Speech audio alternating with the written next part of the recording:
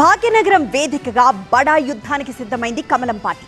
Congress BRS MLC ఎన్నికలకు దూరంగా ఉంటామని ప్రకటించడంతో ఆ రెండు పార్టీల కార్పొరేటర్లను టార్గెట్ చేసింది. వారిని ఓటింగ్ కు రప్పించేందుకు నయా ప్లాన్ వేసింది బీజేపీ.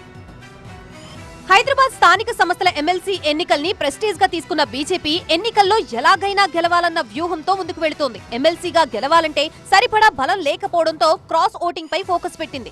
ఇతర పార్టీల కార్పొరేటర్లు తమకి ఓట్లు వేసేలా కేంద్ర మంత్రుల దగ్గర నుంచి రాష్ట్ర స్థాయి నాయకుల వరకు ఎవరి ప్రయత్నాల్లో వారు ఉన్నారు. హైదరాబాద్ లో పార్లమెంట్ ఎమ్మెల్యే ఎన్నికల్లో డిపాజిట్లు రావని తెలిసి పోటీ చేసే కాంగ్రెస్ బీఆర్ఎస్ ఇప్పుడు ఎమ్మెల్సీ ఎన్నికల్లో ఎందుకు పోటీ చేయలేదని ప్రశ్నించారు కేంద్ర మంత్రి కిషన్ రెడ్డి.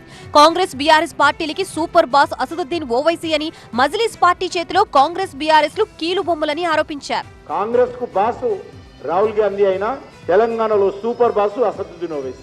బీఆర్ఎస్ కు బాసు కేసీఆర్ అయినా, super boss Asaduddin Owaisi. Hyderabad MLC ఎన్నికల్లో కాంగ్రెస్ బీఆర్ఎస్ తీరుపై విమర్శలు చేశారు బీజేపీ ఎంపీ లక్ష్మణ్. ఎంఐఎం ని గెలిపించేందుకు రెండు పార్టీలు పనిచేస్తున్నాయని ఆరోపించారు. కాంగ్రెస్ బీఆర్ఎస్ పోటీ చేయకపోవడం అంటే మజ్లిస్ గెలిపించడానికే పరోక్షంగా ఇద్దరు కలిసి వాళ్ళ మజ్లిస్ గెలుపు కోసం వాళ్ళు కృషి చేస్తున్న విషయాన్ని తెలంగాణ ప్రజలు, హైదరాబాద్ ప్రజలు గమనించారు.